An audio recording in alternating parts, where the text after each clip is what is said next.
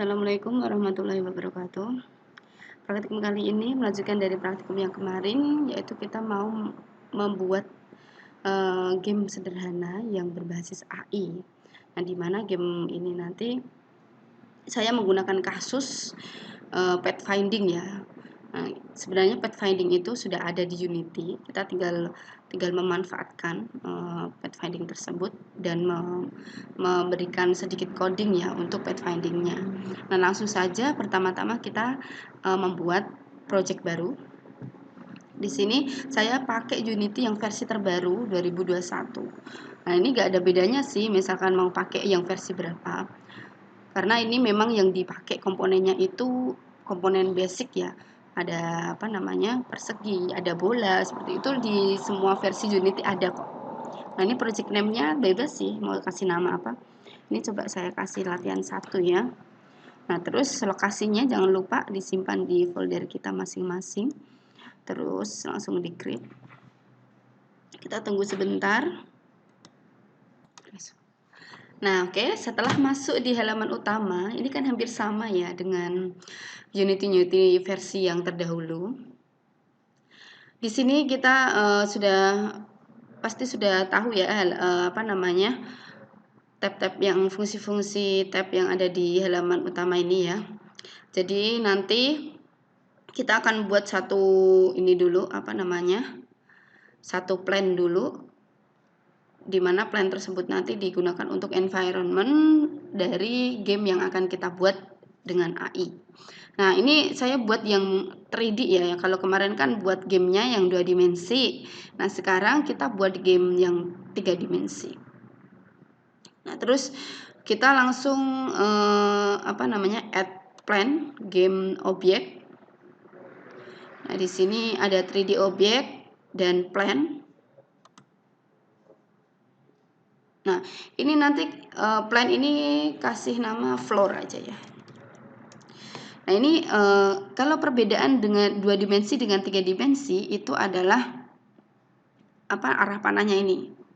Dia kalau 3 dimensi ini dia akan mengeluarkan 3 arah panah ya, x, y, z. Nah, 3 koordinat x, y, z. Dimana di sini ini bisa keluar ketika kita mau ngeklik tool ini ya, yang plus. Nah, kalau hand ini untuk geser kanan kiri atas bawah. Kalau ini plus ini untuk mengeluarkan 3 koordinat tadi x, y, z. Kalau yang untuk yang ini, yang hijau ini, yang y ini untuk arah atas bawah. Atas bawah. Kalau yang Z ini ya. Ini yang merah itu X. Yang merah X itu di mana biar enak ya. Ini kanan kiri. Ini kan miring ya, posisinya miring. Bisa kita luruskan dengan tool ini. Kalau ini untuk muterin objek. Cuman kan dia menyesuaikan kayak persegi ini loh, kayak persegi grid yang sudah ada di Unity. Dia menyesuaikan bentuk grid yang ada di Unity. Nah, kita mau memutar biar dia itu terlihat di depan kita si editor. Nah, ini pakai klik kanan di mouse, ini harus pakai mouse ya. Kalau nggak pakai mouse nggak bisa. Klik kanan, kursor akan berubah menjadi mata terus lurus. Nah, ini gridnya sudah lurus nih, cuman plannya ternyata masih di sebelah kanan, nggak kelihatan. Nah, ini bisa kita geser dengan hand. Nah, terlihat kan? Kalau mau mundurin pakai scroll yang ada di mouse. Nah, ini sudah terlihat, tinggal kita bisa ubah lagi lihatkan koordinatnya. Koordinat ini kalau biru tadi depan belakang gitu. Nah, untuk yang X biru ini kan Z. X itu kan yang merah ini X. X ini kiri kanan gitu. Terus kalau hijau itu Y. atas bawah. Nah, ini kalian harus bisa bayangin seperti ini dulu ya. Kalau nggak bisa bayangin ya nanti nggak akan bisa dapat feel feel cara memandang 3D-nya. Ini kita bayangin dulu ya seperti itu. Nah, ini di lantai ini ukurannya nanti kita ganti. Posisinya nolkan semua ya. Nolkan semua aja. Nolkan. Terus setelah 0 scale-nya. Jadi kalau kita lihat di inspektor ini seperti properties objek yang ada di scene. Nah, ini scene-nya ya. Jadi scene ini tempat editornya. Di sini adalah objek-objeknya atau komponennya apa saja. Di sini kalau kita klik floor, maka inspektornya akan keluar seperti ini. Inspektor seperti property. Kalau directional light ini untuk lampu, keluar lagi inspektor lampunya light. Kalau main kamera juga sama, keluar lagi properti untuk kamera. Ini kita atur properti untuk floor lagi dulu. Di sini scale-nya 7, lebih panjang. Terus di sini scale-nya kemarin saya buat berapa ya? Agak lebar deh sepertinya.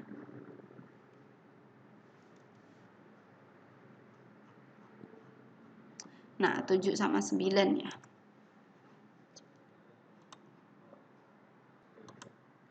7 sama 3 ya. Nah, dia ukurannya persegi seperti ini. Nah, setelah kita membuat scale mengatur scale-nya si plane, kita buat warna. Nah, caranya agar plane ini berwarna, di sini kita atur dulu tempat aset-aset yang akan kita jadikan sebagai objek di game kita ya. Di sini scene kan ini setiap kita membuat sebuah project pasti nanti akan membentuk sebuah scene yang baru. Nah, di sini asetnya kita bikin foldernya, tempat untuk penyimpanan asetnya kita bikin yang satu untuk script, terus yang satu untuk material. Nah, di dalam material ini kita buat material baru, create material. Di sini nama materialnya floor. Ini jangan lupa kita ganti warnanya sesuai dengan keinginan kita, nggak harus sama saya. Kalau saya sih pengennya warna biru. Terus setelah diubah warnanya, kita include-kan di objek floor yang sudah ada di scene-nya. Di sini propertinya ada sebuah material. Ini kan masih default ya. Nah, ini kita drag saja material yang sudah kita buat tadi. Nah, otomatis dia akan berubah warna menjadi biru. Terus kemudian setelah itu kita buat lagi satu wall, beberapa wall ya. Jadi wall ini nanti dia fungsinya untuk membuat sebuah dinding di setiap sisi plan-nya. Pakainya game object 3D.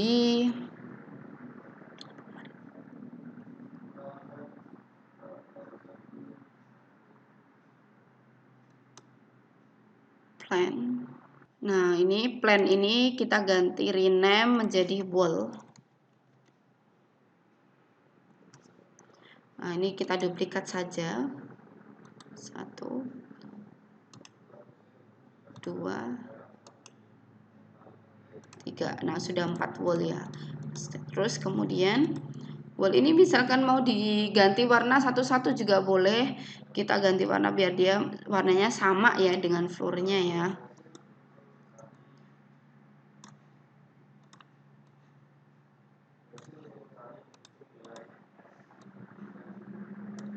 Nah, ini kita atur wall-nya kan masih posisinya masih masih sama dengan floor-nya ya. Jadi kita atur posisi wall ini agar dia itu berdiri di pinggir, di tepi-tepi floor-nya. Kita atur dulu ball yang pertama, kita atur posisinya. Jadi posisi X, Y, Z ini adalah posisi objek. Kalau rotasi itu muter ya. Kalau scale itu ukuran. Nah, ini posisinya kita atur. Posisinya kita atur min 35. Z-nya 21. Z-nya 0. Rotasi Z-nya min 90. Terus scale-nya samakan ya seperti yang ada di floor tadi, 7 sama 3. X-nya 7, Z-nya 3.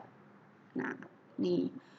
Terus kemudian yang kedua, ball yang kedua kita atur min 1, Z-nya 11, Z-nya min 20.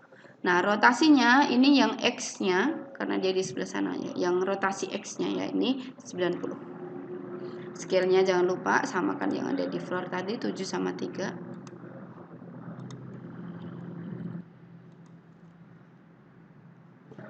Terus kemudian, nah yang kedua ini sama, min 1, 11, 13,5. Nah, rotasinya ini min 90. Terus jangan lupa scale-nya samakan 7, 3. Dia ada di depan kamera, makanya dia transparan karena dia di depan kamera.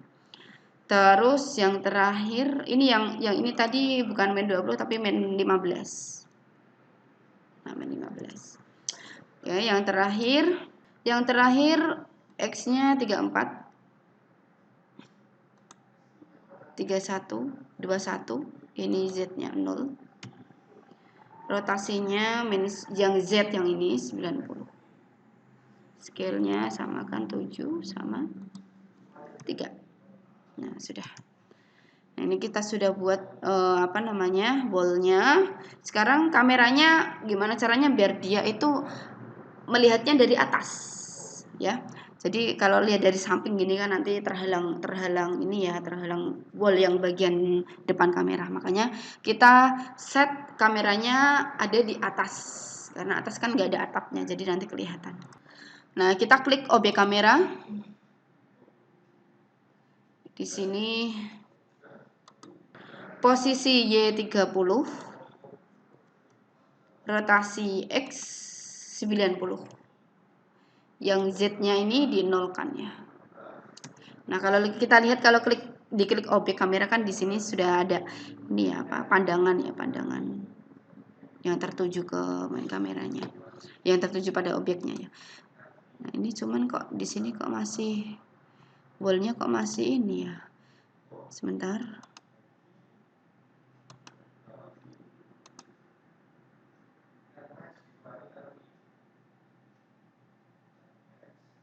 Nah, yang ball yang ketiga ini Z-nya bukan min 90 tapi 90 ya. Nah, kalau kita lihat main kamera, nah ini sudah tertutup tembok semua. Nah, lebih jelasnya di bagian tab game ini ya. Nah, ini kan sudah tertutup tembok semua. Kita tinggal men-include-kan atau membuat playernya. Nah, playernya kita buat ada tiga ini ya, ada tiga karakter di sini. Bola, persegi, balok ya maksudnya bola, balok sama nanti elips. Nah, ini kita create objek. Yang pertama kita create ini cube. Ini yang balok ya. Ini yang balok ini kita beri nama. Nah, ini untuk baloknya kita kasih nama guard. Ini nanti sebagai sebagai enemy-nya atau pencari playernya. Nah, playernya kita buat dari sphere ya, ini kalau misalkan mau objek yang lain juga nggak apa-apa sih, nggak harus mengikuti yang saya buat. Sphere-nya mana tadi ini sphere-nya?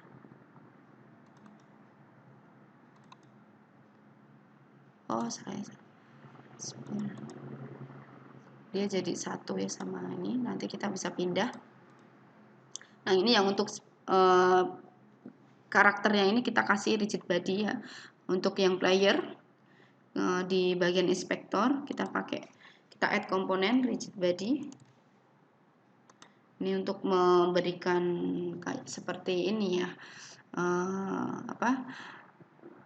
collision detection ya. Ketika nanti dia tertabrak dengan objek lain, maka nanti dia akan bisa merespon. Si guard juga sama, kita kasih rigid body.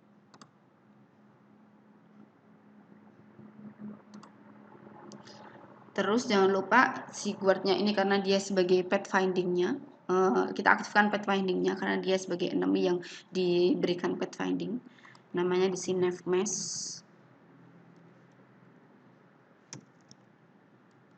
Nah, navmesh agent ya. Ini kita sudah atur ya, di sini pathfindingnya sudah centang, auto repeat, terus area max-nya mix ya, dia akan ada di area ini wall floor-nya. Terus kemudian setelah itu kita geser mereka karakter ini. Kalau yang untuk player di sebelah kanan Paul, kita geser dia di sebelah kanan Paul.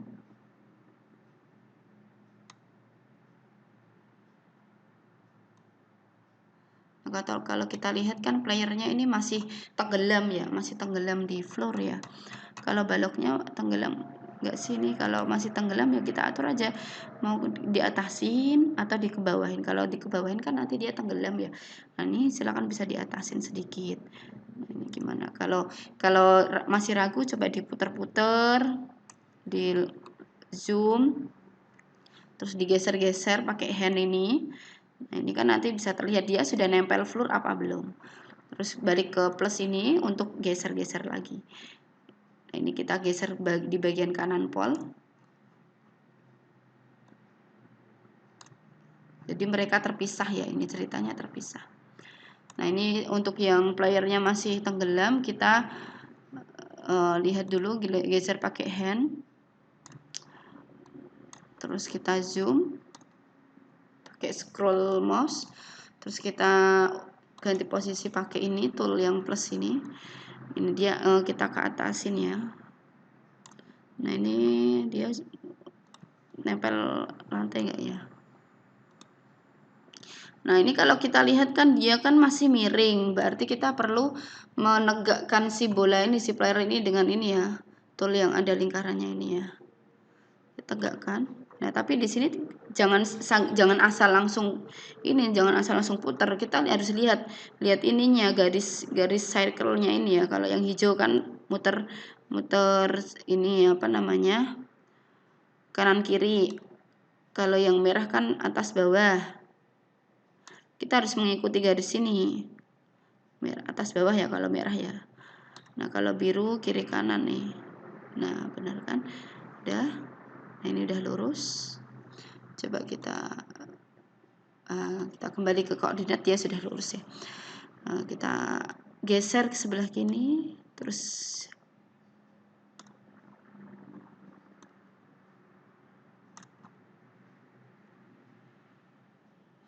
ke bawahin, jangan lupa ke bawahin.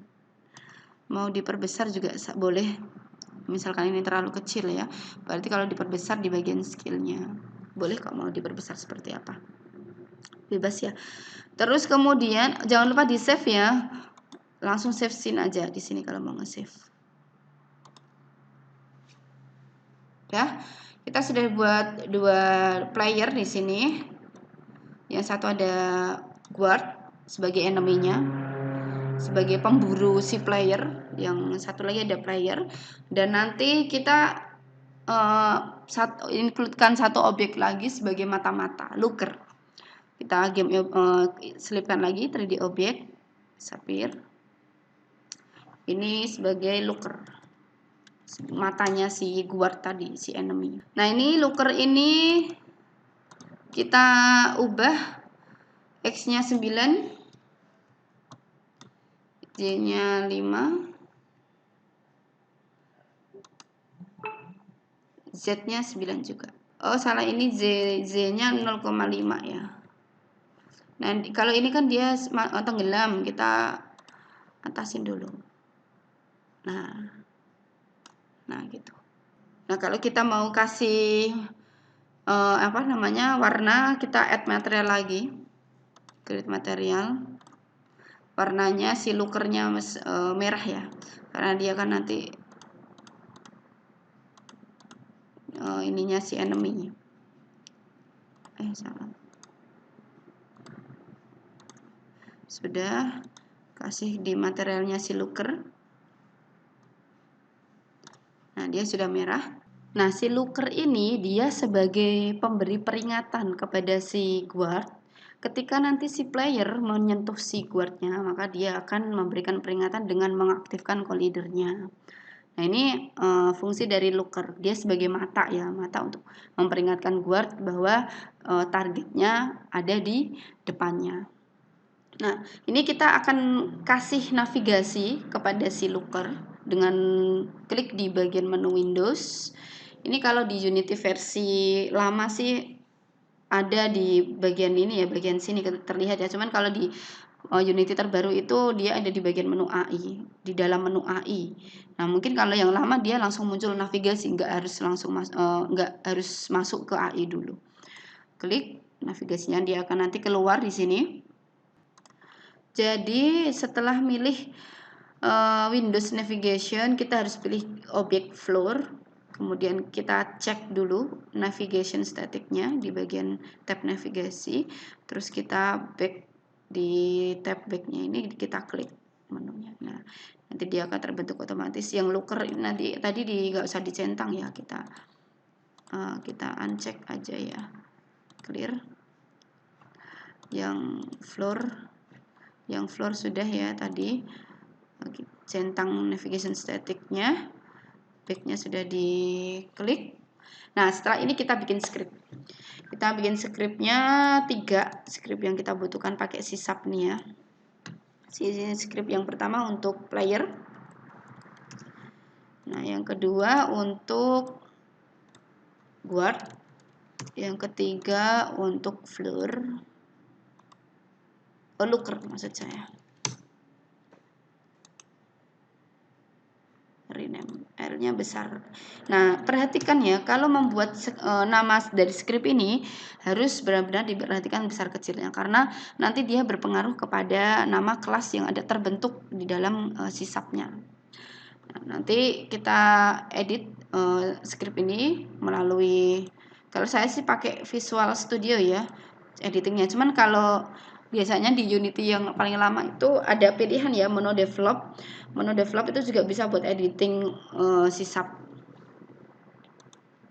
Kita langsung editing untuk player terlebih dahulu. Nah, di awal ini ya, di awal kelas player. Nah, ini dia akan terbentuk otomatis ya kelas playernya tadi karena nama scriptnya player. Nah, di awal kelas itu kita akan menetapkan komponen apa yang kita pakai untuk si objek player ini. Kita pakai private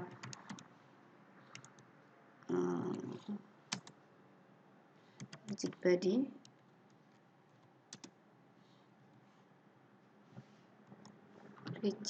body, ya, RB sebagai RB. Terus kemudian di dalam start ini kita akan menetapkan komponen apa saja yang akan kita pakai. Nah, kita tetapkan dan kita panggil di bagian method start ini. Ini saya pakai komponen rigid body tadi. Ini R-nya besar ya. Ini kita panggil komponen RB ini, kita kasih nilai get komponen rigid body. Terus kemudian di update ini nanti kita kasih apa yang bisa dilakukan oleh si player. Nah, ini di bagian update ini nanti player itu bisa diarahkan melalui tanda panah yang ada di keyboard, arah kanan atas, kanan kiri atas bawah. Ini scriptnya sudah saya siapkan sih. Nanti kalian bisa ngetik kembali ya, karena scriptnya cuma sedikit, jadi kalian ketik aja ya nanti ya.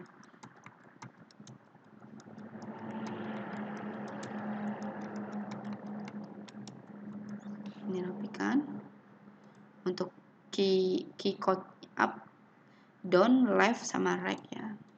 Oke, langsung kita save, kemudian kita close. Kita berpindah ke tadi compiling dulu ya. Oh, ada yang expected. Biasanya kalau error di bagian konsol ini ya. Ini ada expected error. Ini kurang titik koma ya biasanya. Kurang titik koma di bagian privat RB ini. Nah, ini harus ada titik komanya. Kita save lagi, kita close, masuk ke Unity.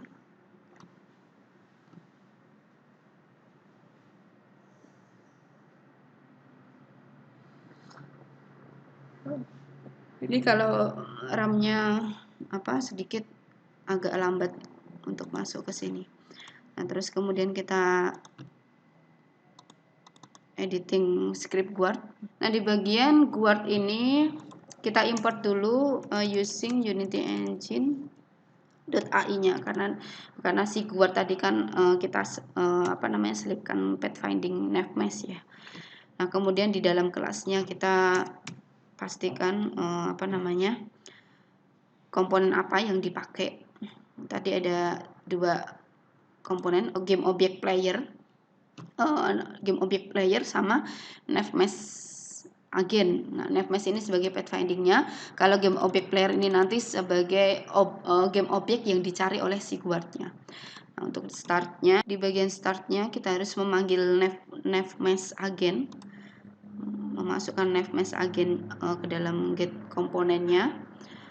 Terus di bagian update-nya, di bagian update ini digunakan untuk mengatur titik tujuannya si guard, di mana tujuannya dia itu akan mengikuti pergerakan dari si player.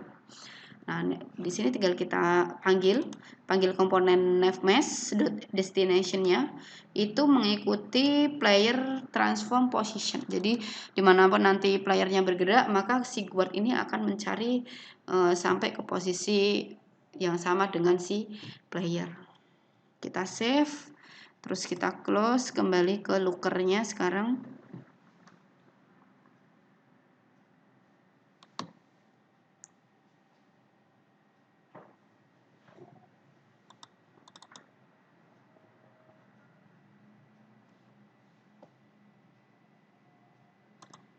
Nah, kita isi looker-nya. Ini kan tadi saya ngisi yang pertama kali kan L-nya kecil, terus saya rename kan jadi L-nya besar. Nah, ini nanti akan jadi masalah, maka nanti ini harus saya rename manual untuk mengubah dari L kecil ke L besar untuk nama kelasnya.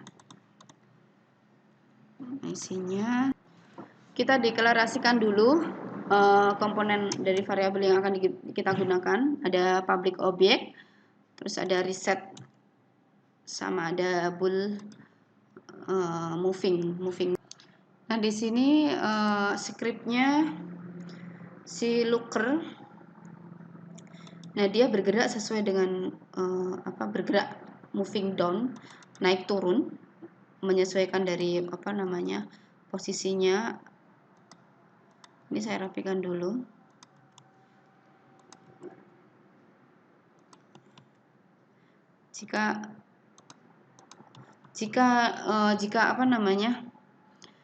Jika nanti moving down-nya itu false, maka transfer position-nya seperti ini. Else-nya jika transfer position-nya lebih dari 10, maka moving downs-nya bisa false. Kalau false nanti posisinya seperti ini.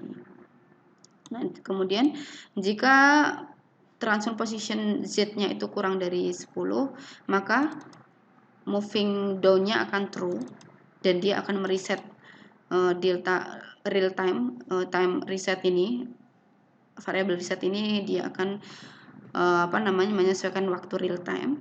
Nah, tapi jika reset ini kurang dari 10, maka dia akan mengaktifkan dari komponennya kembali. Mengaktifkan dari komponen si looker-nya kembali ya. Artinya dia akan melakukan pencarian dari awal lagi. Tapi kalau dia tidak masih di lebih dari 10 lebih dari 0 resetnya tadi, dia akan tetap terus mencari menuju ke titik playernya. Menuju titik player, dan artinya dia akan membantu si guard tadi ya untuk mencari si player. intinya untuk si looker ya, menjadi mata-mata si player.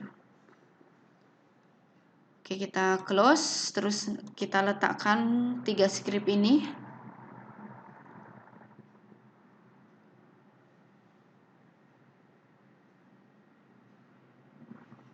Tiga script ini di bagian looker, untuk si looker tinggal di drag saja di add komponennya.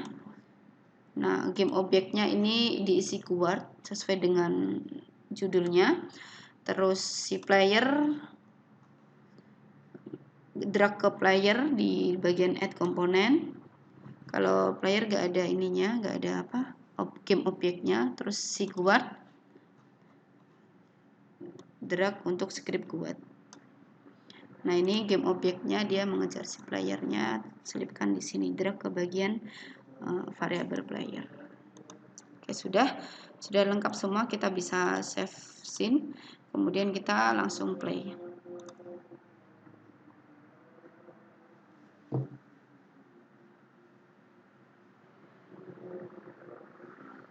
Nah, gini, ini dia otomatis mencari si player. Playernya kita gerakkan dengan arah panah kiri kanan. Oke.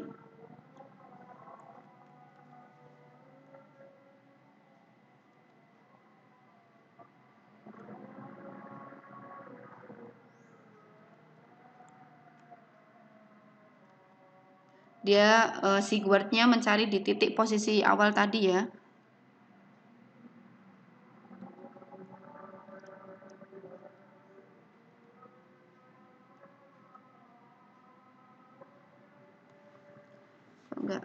Nggak mau playernya, sebentar.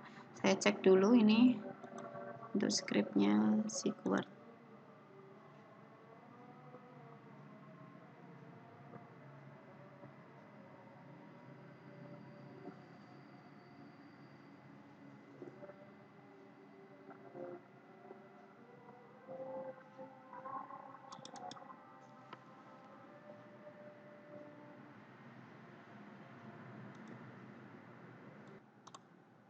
Oke, kita tambahkan ini ya, tag player dulu ya, untuk memberikan nama bahwa objek ini adalah player. Nah, itu kurang tag player. Sama di bagian looker ini kita kasih collider. Kita kasih metode baru. Nah, ini collider. Oh, sebentar, saya kopikan dulu. Ini private on collision enter ini dia akan mencari objek game objek tag player ya. Jika guard komponennya itu enable true, maka dia akan mereset kembali si lookernya menjadi reset 5. Karena kalau 5 kan dia akan aktif memata-matai ya kalau resetnya 5. Terus get komponen shaper collidernya false. Kita coba lagi.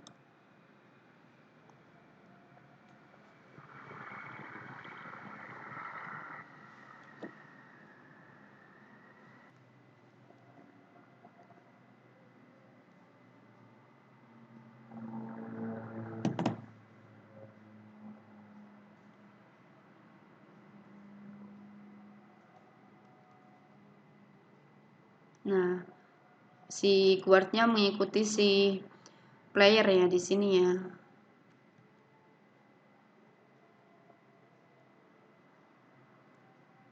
Ini dinonaktifkan collidernya si siapa namanya, si collidernya si guard dinonaktifkan karena tadi resetnya sudah 0 ya, nilai resetnya. Nah, setelah si playernya menyentuh si mata-mata ini, si looker, maka dia diaktifkan kembali ya.